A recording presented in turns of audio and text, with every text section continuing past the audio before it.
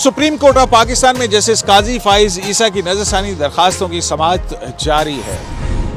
वफाक के वकील ने आज अपने दलाइल मुकम्मल करते हुए ये क्यों कहा कि सुप्रीम कोर्ट अगर नजरसानी दरखास्त को मंजूर भी कर लेती है तो FBI की उस इंफॉर्मेशन को कलअदम क्वैश करने के हवाले से सुप्रीम कोर्ट कोई ऑर्डर पास नहीं कर सकती है। जस्टिस उमर अता बंदयाल और जस्टिस मुनीब अख्तर की दिलचस्पी कागज के एक ऐसे कौन से टुकड़े में है जिस पर जस्टिस उमर अता बंदयाल 5 से 6 मरतबा कह चुके हैं कि ये इसको रिकॉर्ड का हिस्सा बनाया जाए। जस्टिस काजी फाइज ईसा आज एक मरतबा फिर मोतरज हुए कि आज तो ये कहा गया था कि समाअत मुकम्मल कर ली जाएगी और फिर ये मामले को लटकाने की आखिर क्या वजह है। सुप्रीम कोर्ट में कल के हंगामे के बाद आज निस्बतन पुरसकून रहा मामला, लेकिन जस्टिस काजी फाइज ईसा के एतराजात से ये सकूत टूटता रहा।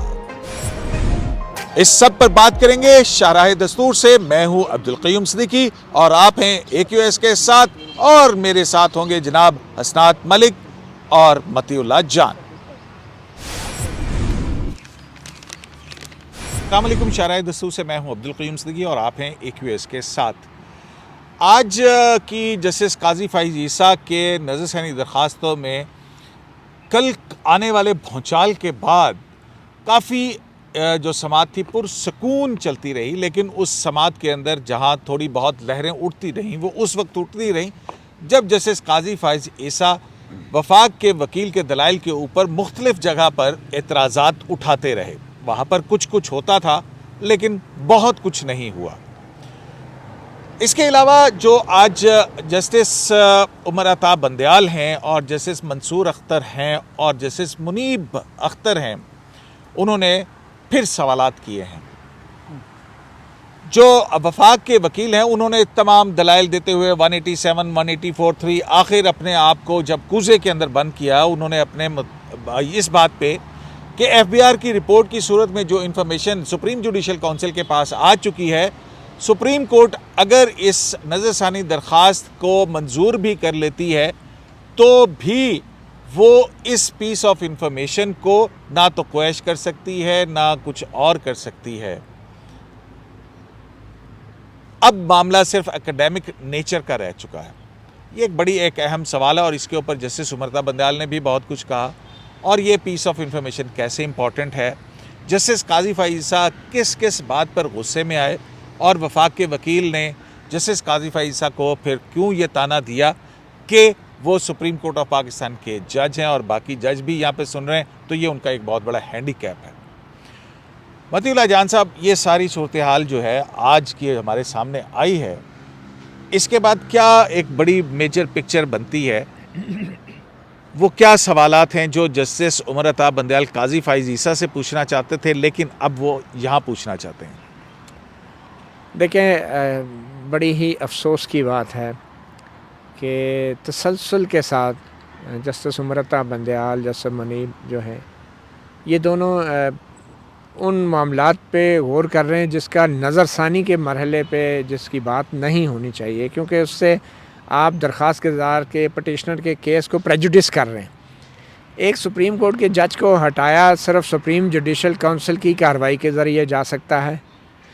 जिस किस्म की मालूमात और इन्फॉर्मेशन इस स्टेज पे जस्टिस उमर अता बंदयाल, जस्टिस काजी फाइज ईसा और अब एडिशनल अटॉर्नी जनरल से मांग रहे हैं FBI के हवाले से, उससे आप जुडिशल काउंसिल के सामने पटिशनर जज का केस प्रेजुडिस करेंगे और जुडिशल काउंसिल के जो अख्तियारात हैं उनको ऊपर भी आप जो हैं वो आप हावी हो रहे हैं। मिसाल के तौर पे अगर जस्टिस फाइज ईसा उन सवालों के जवाब दे भी देते हैं, लेट्स से अगर जवाब दे भी देते हैं, और रिव्यू जुरिस्डिक्शन के अंदर क्या सुप्रीम कोर्ट उन सवालों के जवाबों की बुनियाद पे अपने उस फैसले की आइनी कानूनी हैसियत की बजाय जस्टिस फाइज ईसा के हवाले से नई मालूमात को उस फैसले का हिस्सा बना सकती है या नहीं? अब ये भी एक अजीब सी सिचुएशन है। तो क्या सुप्रीम कोर्ट जस्टिस काजी फाइज ईसा को अपने ओहदे से हटा सकेगी?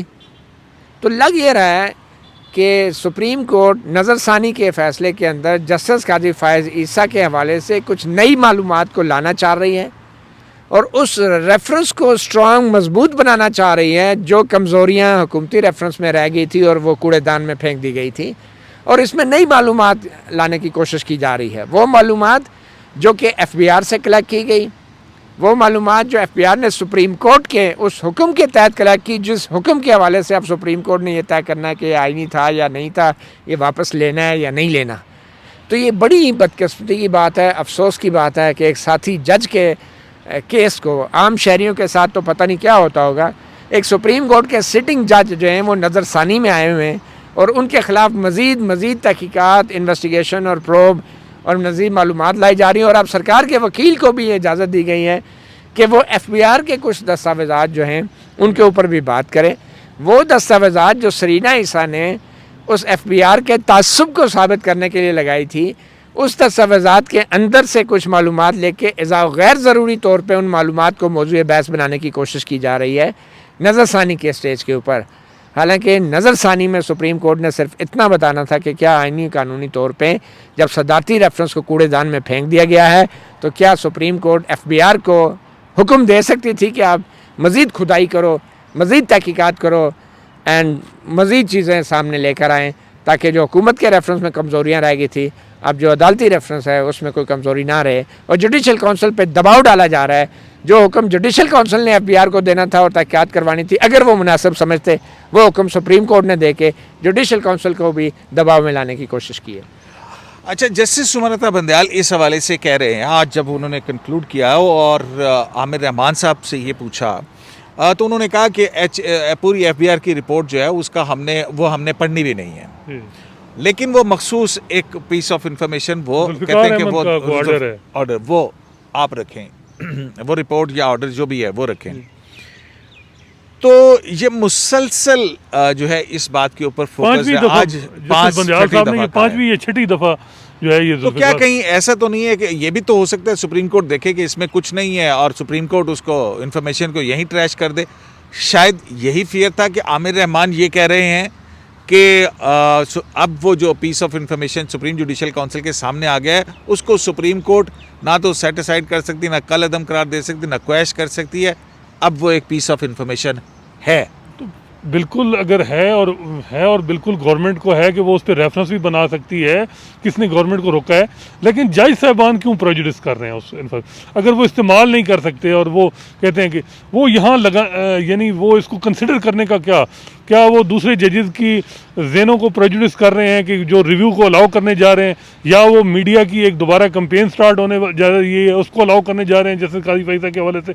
वैसे टाइमिंग बड़ी अच्छी है, आज जुमा है और कल जैसा कि उन्होंने कहा कि वो अपनी CM दाखिल करेंगे और वो मीडिया पर आएगी और फिर 2 दिन जो है वो चलती रहेगी। जाहिर है, मेरा ख्याल है उस चीज़ का भी तसल्ली रखें, जवाब होगा, क्योंकि ये आपको पता है, मुझे याद है एक बड़े करीबी बड़े कानूनदान उन्होंने कहा था कि ये जस्टिस काजी फैसा को एक तरीके से नहीं पीस मील में जो है ना ख़त्म किया जाएगा इसके साथ, और इसका मेन मकसद ये है कि वो चीफ जस्टिस नहीं बनने, और उससे पहले जो है ना इसको रखना और चीज़ें रख के आहिस्ता आहिस्ता।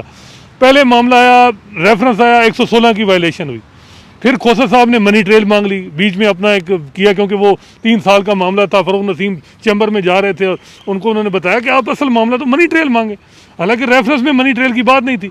खोसा साहब ने मनी ट्रेल मंगवाई, फिर जब सुप्रीम कोर्ट में मेजॉरिटी जजमेंट ने FDR में कहा कि जो चीज़ें रह गई हैं आप ज़रा वो भी डाल दें ना, थोड़ा तड़का सही लगाएं और सही करके इन्फॉर्मेशन लाएं। असल तो बात यह है कि इतनी बड़ी इन्फॉर्मेशन आपने, इतना रेफरेंस गवर्नमेंट ने डाला एक सुप्रीम कोर्ट के जज के ख़िलाफ़, और उसमें आपने आधा प्रोब किया और बहुत से एविडेंस नहीं लगाए, और लोगों को आपने बताते रहे कि जी इस जो काजी साहब ने जो पैसे भेजे बाहर वो तो हवाला और हुंडी और इस तरीके से भेजे और मनी लॉन्ड्रिंग की और ये किया। मैं कहता हूँ कि अगर ये चीज़ बहुत बड़ा फेलियर था गवर्नमेंट का कि जी एक जज ने जो ट्रेल जो है वो बैंकिंग है, उस बुनियाद पे ही गवर्नमेंट से जवाब पूछना चाहिए था कि आपने इतना बड़ा एलिगेशन कैसे किया कि जी ये हो गया वो हो गया। फिर अब जो मामला आ रहा है वो ये आ रहा है कि FBR को जब मामला भेजा तो उसमें एक एविडेंस, एक चीज़ आ गई है, कुछ अकाउंट की तफसीलात हैं जिसको वो कह रहे हैं, अब उनकी बुनियाद पे वो लिंक एस्टेब्लिश जस्टिस काजी फैसा का किया जा रहा है, कोशिश की जा रही है कि वो एस्टेब्लिश हो जाए ताकि जस्टिस काजी फैसा एग्जोनरेट ना हो। अगर वो इन्फॉर्मेशन ट्रू है, सच्ची है, तो फिर रेफरेंस फाइल कर दें, वो इन्फॉर्मेशन है गवर्नमेंट के पास है, पीटीआई गवर्नमेंट सुप्रीम कोर्ट क्यों कंधा फराम कर रही?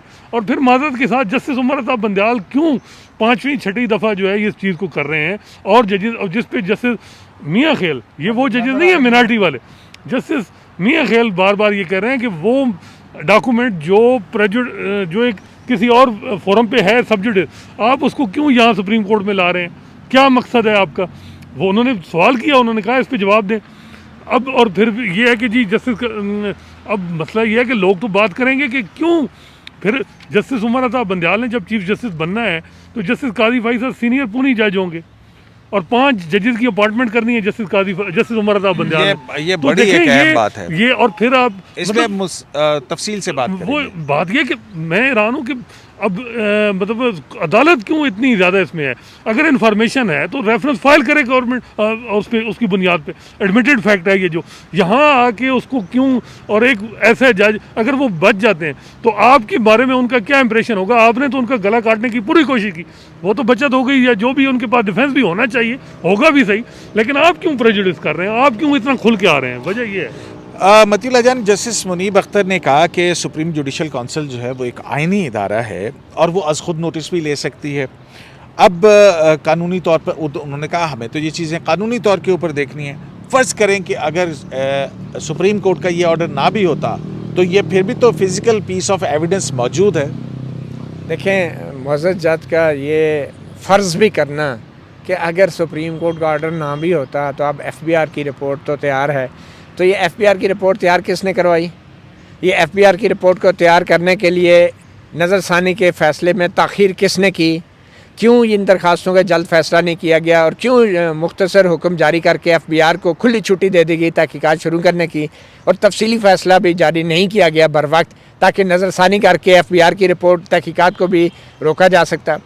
तो इसका मतलब तो ये है कि सुप्रीम कोर्ट का मकसद FBR के ज़रिए तहकीकात करवाना था, कोई अपने फ़ैसले देना नहीं था और आइन की और कानून की तशरीह करना नहीं था। और वो रिपोर्ट जब FBR की अब तैयार हो गई है तो सुप्रीम कोर्ट कहती है चलें अब हमारा क्या, अब तो वो तैयार हो गई, हम फ़ैसला वापस ले लेते हैं। ये तो बड़ी बच्चगाना और गैर संजीदा बात है किसी भी इदारे के लिए कहना कि चले हम फ़ैसला अब वापस ले लेते हैं, मगर रिपोर्ट तो अब मैदान में है। तो ये मैं समझता हूँ कि इंतहाई गैर ज़िम्मेदाराना बात है और गैर ज़िम्मेदाराना दलील होगी अपना फ़ैसला भी वापस लेने की। फ़ैसला ये बिल्कुल वही चालाकी है, मैं समझता हूँ ये कोई फैसले नहीं है, ये चालाकी है कि जिस तरह सदर का रेफरेंस तो आपने कूड़ेदान में फेंक दिया और सदर ममलकत को, वज़ीर आज़म को, वज़ीर कानून को, अटॉर्नी जनरल को शर्म नहीं आई कि उनका इतना बड़ा रेफरेंस एक सुप्रीम कोर्ट के जज के ख़िलाफ़ कूड़ेदान में गया और एक बंदे ने भी रिज़ाइन नहीं किया। और यहाँ पे सुप्रीम कोर्ट में हमने सुना बढ़ के मारते रहे कमरा अदालत में लोग कि इसके कॉन्सिक्वेंसेज हो गए अगर ये रेफरेंस जो है मुस्तरद होता है। तो कहाँ गए वो कॉन्सिक्वेंसेज? कहाँ गया वज़ीर आज़म की जवाब तलबी? कहाँ गया वज़ीर कानून की, अटॉर्नी जनरल की जवाब तलबी? तो उन्होंने तो सिर्फ प्रोसीजरल बुनियादों पे रेफरेंस का लदम करार दिया था, तो मैलिस इन फैक्ट जो है वो तो एस्टैब्लिश नहीं किया मासवाए 2 जजेस, डिसेंटिंग जजेस के। देखिए, मैलिस इन लॉ क्या होती है मुझे बताएं। मैलिस होती है आपने गैर कानूनी रेफरेंस फायर किया, चलें उसको सिर्फ गैर कानूनी ही कह लें। एक सुप्रीम कोर्ट के जज का मीडिया ट्रायल हुआ, उसके अहले खाना, उसके बच्चों को हरास किया गया, उसके खिलाफ गैर कानूनी तौर पे उसकी मालूमात और निजी मालूमात हासिल की गई और सुप्रीम कोर्ट के जजों ने वो रेफरेंस जो है मुस्तरद कर दिया और इतना तक नहीं पूछा कि इसके कोई कॉन्सिक्वेंस होने चाहिए या नहीं। वज़ीर कानून को आज भी बार बार मौका दिया, कल भी अब कहेंगे आ जाएंगे आप दोबारा सुनाएं 2-3 घंटे, वो फिर कभी इस्तीफ़ा दे के वकील बन जाते, कभी वज़ीर कानून बन जाते। तो मैं ये समझता हूँ कि जो FBR चेयरमैन की रिपोर्ट है वो पहले तो मैलिस हुकूमत का था ना, मादरत के साथ पहले तो हुकूमत का मैलिस इन लॉ था या जो भी, लेकिन ये जो कुछ हो रहा है ये तो मैलिस इन लॉ से भी आगे जाके हो रहा है। ये जो अब रेफरेंस कैसे मतीउल्लाह जान, सुप्रीम कोर्ट के पास 187 का इख्तियार है, 184(3) का इख्तियार है रिव्यू, ऑल्दो कि उनकी जुरिस्डिक्शन रिव्यू की है, लेकिन 187 के तहत वो जो कंप्लीट जस्टिस है वो तो कर सकते हैं ना। देखिए ना, कंप्लीट जस्टिस का अख्तियार है, कंप्लीट इनजस्टिस का अख्तियार नहीं है। And this is going to be complete injustice कि जिस तरीके से नज़रसानी के मरहले पे फैक्ट्स को डिग आउट किया जा रहा है और सरकारी वकीलों को कहा जा रहा है कि आप फला इंफॉर्मेशन जो है नज़रसानी के मरहले पे रखें, तो ये कंप्लीट इनजस्टिस होगा अगर नज़रसानी के स्टेज के ऊपर सुप्रीम कोर्ट अपनी गलती तस्लीम करने की बजाय मज़ीद डिग आउट करे, मज़ीद इन्वेस्टिगेशन करें और फिर हुकूमती रेफरेंस के बाद एक अदालती रेफरेंस की तैयारी की बुनियाद फराहम करे। और ये अच्छा, जो आमिर रहमान साहब हैं वो ये भी कहते हैं कि supreme judicial council suo motu उस वक्त तक नहीं ले सकती जब तक कि फिजिकली कोई इंफॉर्मेशन उनके पास मौजूद ना हो, और जस्टिस उमर अता बंदयाल कहते हैं कि effect is effect which can not be destroyed. जी। ठीक है, तो फिर साथ ये भी कहते हैं कि इफ्तिखार चौधरी के केस में जो है वो फैक्ट्स भी डिस्ट्रॉय हो गए थे। उसकी खबर तो आपको पता होगी, सारा किया था कि रमदे साहब ने वो फैक्ट्स भी डिस्ट्रॉय कर दिए थे। यानी तलवार लटका के रखें अपने ब्रदर जज पे। हाँ, वो तो उसमें तो पूरे का पूरा रेफरेंस उड़ा दिया गया था। हालांकि अगर देखा जाए ना नहीं, तो वो उसके ये वैसे मैं एक बात बताऊं, जी। जो आज गो के उन्होंने जिक्र किया, कल हमने भी अपने प्रोग्राम में जिक्र किया था कि जस्टिस खलीलुर रहमान रमदे ने बेंच को किस तरह से चलाया था, बड़ी ट्रंक्विलिटी और पीस और उसके साथ, तो वो उसका हवाला भी आज उन्होंने जस्टिस उमर अता बंदयाल ने दिया। किसी दिन आपको बताएंगे किसी से पूछ के कि जब 21 जुलाई का फैसला आया वो मुख्तसर ऑर्डर था जिसके अंदर रेफरेंस क्वैश कर दिया गया था।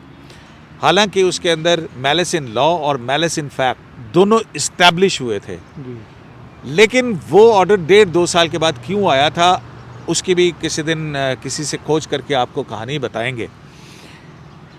लेकिन मुझे आप ये बताइए कि देखिए, एक चीज़ जो अप्रोच आज फिर बंदयाल साहब का था कि जी हाँ। ये भी देखें कि अगर वो इलीगली तरीके से एविडेंस से कलेक्ट हुई हैं तो क्या वो इस्तेमाल हो सकते हैं कि नहीं, ये भी तो देखना है। क्योंकि बंदयाल साहब का जो डिटेल जजमेंट आया उसमें ये आया कि जी जो फैक्ट अगर एडमिटेड है, चाहे जैसे भी आ गया, चाहे वो जिस तरह भी कलेक्ट कर लिया गया, वो फिर उसका जवाब देना है, एडमिटेड फैक्ट है। तो अब देखें, अब इसमें जो बंदयाल साहब और कारी साहब का ये है कि आपने 147 दिन लगाए डिटेल जजमेंट लिखते, और उसमें आपने हमारा वो FBR वाला ताकि काम पूरा हो कर दें, चीज़ें कोई ना कोई ले आएँ। तो मसला ये है कि गवर्नमेंट को किसी ने रोका तो नहीं कि वो चीज़ें करें, लेकिन सुप्रीम कोर्ट वही बात है कि जब अब इस चीज़ को खोलेगी और CM में जो डलवाई जाएगी फेडरल गवर्नमेंट को, ऊपर से हिंट ड्रॉप आएंगे और वो फिर उस पर मियाँ खेल साहब की तरफ से ऑब्जेक्शन आएगी। अब दूसरे जज तो इस वजह से खामोश हैं कि वो जो एक आर्डर है इनका कि जी डिसेंटिंग जज जो हैं वो खामोश रहे जब रिव्यू में। हालांकि आज जस्टिस मंसूर अली शाह साहब ने एक बड़ा इंपॉर्टेंट सवाल किया कि उन्होंने कहा कि फेडरल गवर्नमेंट का लोकल स्टैंड आई, उनका मैटर ख़त्म हो गया।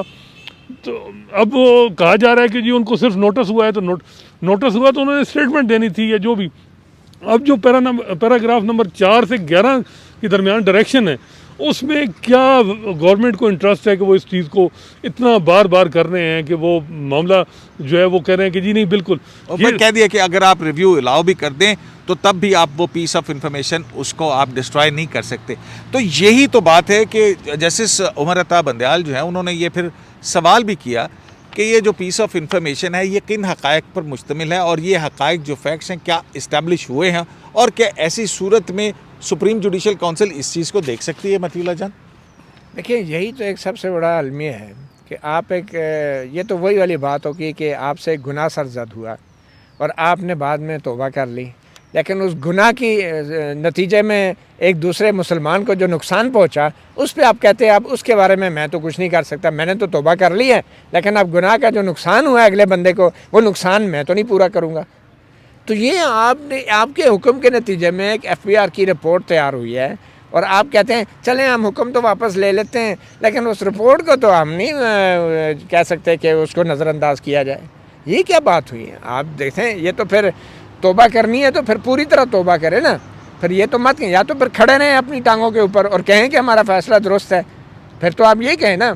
लेकिन जब आप तस्लीम कर रहे हैं कि आपका फ़ैसला गलत था, तो उस गलत फ़ैसले के नतीजे में चाहे जो भी चीज़ आई है आप उसको कैसे अलाउ कर सकते हैं कि वो illegal collection of evidence is a poisonous tree. वो बात, और फिर ये है कि सिंगल आउट नहीं होना चाहिए। अगर जुरिस्प्रूडेंस आप इवाल्व भी कर रहे हैं ये जजेस की अकाउंटेबिलिटी उनकी बीवी बच्चों की, तो फिर कंटिन्यू रहनी चाहिए। ये तो नहीं है कि फिर जस्टिस काजी फाइसा के खिलाफ एविडेंस आप एक नई चीज आ गई है तो हम सारे जजेस को वॉलंटियर करके अपने एसेट्स जो है वो सुप्रीम कोर्ट की वेबसाइट पे जारी करने चाहिए अपने बीवी बच्चों वाला मामला जो है वो अलहदा कर दें।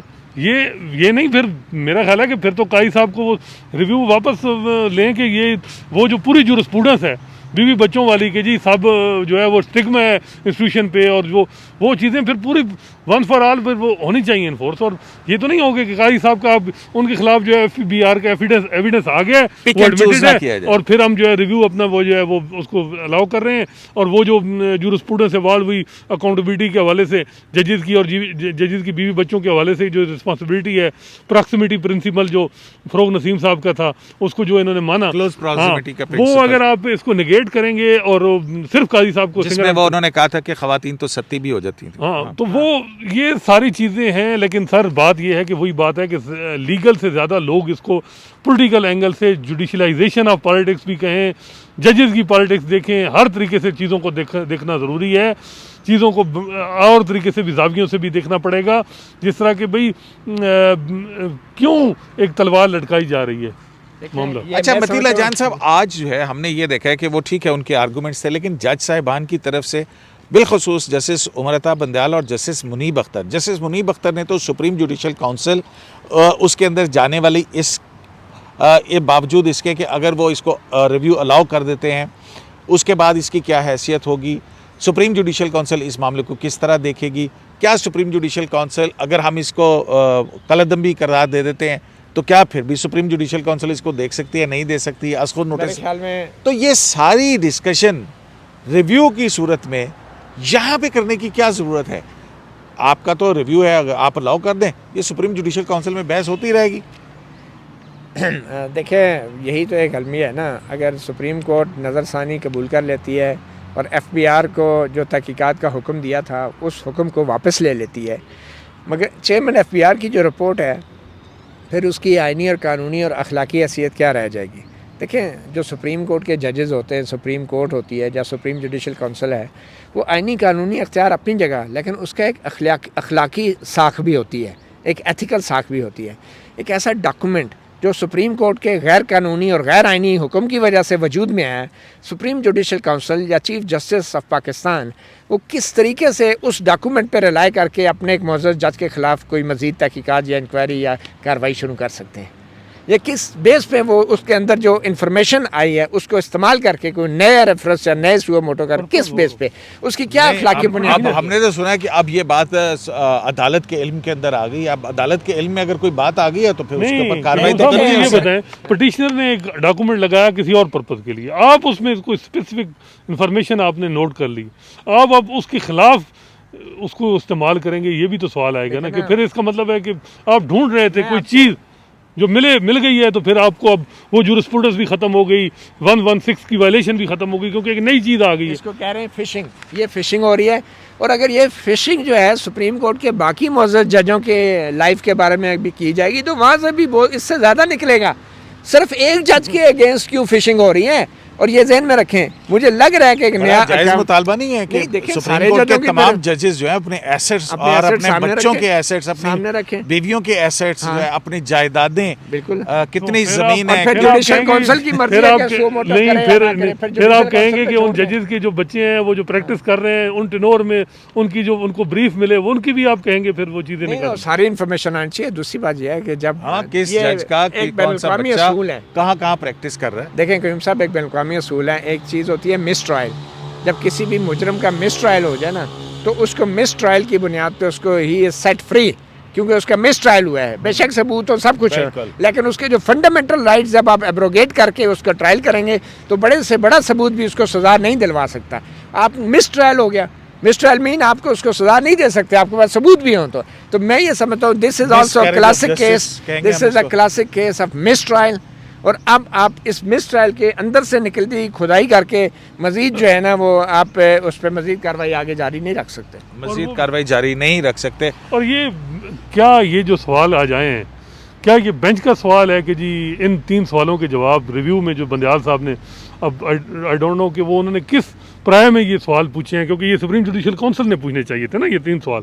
तो अब उन्होंने गवर्नमेंट को असिस्टेंस मांगी है कि आप हमें असिस्ट करें जिन सवालों के काजी साहब ने जवाब नहीं दिए। अच्छा, ये उन्होंने काजी साहब ने जिन सवालों के जवाब नहीं दिए उनके जवाब जो हैं वो उन्होंने आमिर रहमान साहब से आप कहते हैं कि उन्होंने मांगे। मैंने तो यही, अच्छा मेरा ख्याल, मेरी अंडरस्टैंडिंग ये है कि शायद जस्टिस उमरता बंदयाल ने कहा है कि जो जस्टिस मंसूर अली शाह साहब ने जो सवाल पूछा कि ये लोकस स्टैंडाई कैसे बनता है कि रेफरेंस जो है वो क्वैश हो गया है और जो सुप्रीम कोर्ट ने कार्रवाई की एफबीआर को भेजने की, उसमें हुकूमत का कोई अमल दखल नहीं था, तो आप कहाँ से आ गए हैं? आपका आईडी कार्ड कहाँ है? आप अपना शनाख्ती कार्ड कहाँ? ये वाली बात है। और जस्टिस मुनीब अख्तर के जो सवाल हैं, ये एक वो कह रहे हैं और उनका अपना सवाल कि ये हमारे 3 सवाल हैं, इनके कल जवाब दीजिए। मेरा तो ख्याल है कि वो उन्होंने उन जस्टिस काजी फाइसा के जो 3 सवाल हैं उन पे असिस्टेंस मांगी है और उस पे उन्होंने कहा कि आप उनके डॉक्यूमेंट से ये जो भी आप उस हिसाब से जवाब दें। और मतीउल्लाह जान साहब की भी यही उनकी अंडरस्टैंडिंग है कि ये उनके 3 सवाल नोट्स है ना, उन्होंने कहा कि जो पटिशनर ने जो डॉक्यूमेंट सबमिट किया था और उसके अंदर जो मालूमात हैं वो उसको आप लेकर आएँ और फिर आखिर में जस्टिस मुमता बंदयाल ने कहा कि हमने इन मालूमात के मुताबिक फ़ैसला करना है। मतलब वो अपना जहन बना चुके हैं कि उन्होंने फैसला फैक्ट्स के ऊपर करना है, आईनी और कानूनी अख्तियारात सुप्रीम कोर्ट के थे या नहीं एफबीआर को हुक्म देने के, उसके ऊपर नहीं देखिए मुनीब साहब का जो वैलिड क्वेश्चन था और वो वैसे कि क्या वो इन्फॉर्मेशन रहेगी, लीगल सवाल था ना। अब फैक्चुअल मामला जो हैं आप किस पर आए में, और देखें अगर काजी साहब कल एग्जोनरेट हो रहे थे, मैं तो आगे से देख रहा हूँ, मतलब अगला साल जब वो सीनियर पूनी होंगे, बच गए अगर वो सारे मामला से सारे और सीनियर पूनी होंगे, और क्योंकि जुडिशल कमीशन में वो पंगा हर जगह वो कहते हैं डिसेंट कर देते हैं। और आज भी उन्होंने कल भी सुना है कि बड़ा शोर मचाया, हर शोर मचाया नहीं, मतलब थोड़ा सा टेम्परेट लैंग्वेज इस्तेमाल करें कि हर चीज़ के ऊपर एतराज़ कर देते हैं। एतराज़ करते हैं, लेकिन चलें जो भी, लेकिन वो यही है कि इतराज़ यही होता है ना उनका बड़ा। आज भी उन्होंने कल भी सुना है जुडिशल कमीशन में कुछ 4 जजेस पे डिसेंट किया है उन्होंने और बाकर साहब ने। तो वो अब दोनों जज साहब देखिए स्मूथ था, अगर आपने साल चलाना है और इस तरह मामलात को यार, अब आपने इतनी बड़ी खबर दे दी कि उन्होंने 4 जजेस के ऊपर डिसेंट किया है, जैसे 3-4 पे। तो वो कौन से हैं, जरा वो नाम भी बता दें। बेहतर है यार, अच्छा नहीं है वो, लेकिन ये है कि वो कुछ किया है उन्होंने। मतलब कि जुडिशल कमीशन में जो लाहौर हाई कोर्ट में जजेस जिन पे किया होगा वो अच्छी तरह उन्हें पता भी होगा कि इन्होंने हम पे क्यों एतराज़ किया है। नहीं, वो सारी चीज़ें पहुंच जाती हैं और लेकिन 1-2 नामिनी पे। अच्छा नहीं, बात अब जो है, अच्छा मुझे एक बात बताए मतीउल्लाह जान साहब, काजी फाइज ईसा साहब जो है वो एतराज़ करते रहे और आज उनका फिर अदालत उठते हुए भी उन्होंने कहा कि जी आपने तो कहा था कि कल हम इसकी कार्रवाई ख़त्म कर देंगे, तो आज मैं पूछ सकता हूँ ये अदालत क्यों उठ रही है? अब देखें ना, उस पर मुनीब अख्तर साहब ने कहा कि आज क्योंकि रोज़े हैं और आज फ्राइडे है। देखें ये जो टाइम है ना, जो वक्त है, ये हमेशा ताकतवर के हक़ में होता है और ताकतवर जो हाकिम होते हैं, जो फ़ैसला करने वाले होते हैं। सुप्रीम कोर्ट ने काजी साहब के फ़ैसला जब सुना दिया और एफबीआर को कह दिया इंक्वायरी करें, शॉर्ट हुक्म दिया, फिर शॉर्ट हुक्म के कितने अरसे बाद तफसीली हुक्म आया, उस दौरान एफबीआर तहकीकात भी जारी रखी। 147 दिन के बाद तफसीली हुक्म आया, फिर नज़रसानी में जो है वो रिव्यू बेंच का इतना अरसा लग गया, एफबीआर ने अपनी रिपोर्ट भी तैयार कर दी। उसके बाद जो है वो लाइव स्ट्रीमिंग वाली उसका 27 दिन के बाद आ गया, मुख्तसर ऑर्डर दिया। अब ये जो कह रहे हैं ना कि चेयरमैन एफबीआर की रिपोर्ट तो अब बन गई है, अब तो वो फैक्ट हो गई है, तो अगर सुप्रीम जुडिशल काउंसिल उस रिपोर्ट पे एक्ट करके काजी साहब के खिलाफ फैसला दे दे, तो फिर ये नज़रसानी में बैठ के कहेंगे अब तो फैसला आ गया है, अब तो वो फैक्ट हो गया है, अब हम नज़रसानी में क्या, मतलब इस तरह की अप्रोच तो नहीं होनी चाहिए। आप खुद ताख़ीर करके खुद जो है आपने चेयरमैन एफबीआर को रिपोर्ट तैयार करने का हुक्म दिया और अब कह रहे हैं अगर हम हुक्म वापस भी ले लें अब तो रिपोर्ट तैयार भी हो गई है। ऐसे तो मेरे ख्याल में नहीं हो सकता। और जैसे आज हुकूमत ये कह रही है कि ऑर्डर आया, ऑर्डर इम्प्लीमेंट हो गया, एफबीआर की रिपोर्ट बन गई, उसके बाद ये नज़रसानी अगर रिटायरमेंट की वजह से पेंडिंग रहती है और इस पर फैसला नहीं होता, इसकी समाअत मुकम्मल नहीं होती है, तो क्या इस दौरान में सुप्रीम जुडिशल काउंसिल उस कागज़ की बुनियाद के ऊपर अगर कोई कार्रवाई करके एक जज के ख़िलाफ़ कोई फ़ैसला देती या उसके हक़ के अंदर देती, तो फिर क्या सूरत हाल होगी? फिर सूरत हाल वही हो जाएगी कि जो जस्टिस शौकत अजीज़ सदीकी साहब की है कि वो उन मुकद्दम अब उनको उनकी दरख्वास्त डिसमिस कर दें, कम से कम कर तो दें, कोई फ़ैसला तो दे दें। पिछले कई साल से वो दरख्वास्त आज सुनी जाएगी, कल सुनी जाएगी, अब सुनेंगे, तब सुनेंगे, रिटायरमेंट आ गई, जून में वो रिटायर हो जाएंगे। तो बस मौलाना अब्दुल कलाम आज़ाद का एक फ़िक्रा जो है वो बहुत बोला जाता है कि दुनिया में बड़ी बड़ी नाइंसाफ़ियाँ जो हैं वो या तो जंग के मैदानों में होती हैं या अदल के ऐवानों में। मैं ये कोशिश करता हूँ कि मेरा अदल का ये ऐवान इस फ़िक्रे को झूठ साबित कर दे। शराय दस्तूर से अब्दुल क़य्यूम सिद्दीकी को AQS लाइव से इजाज़त दीजिए। अल्लाह निगहबान।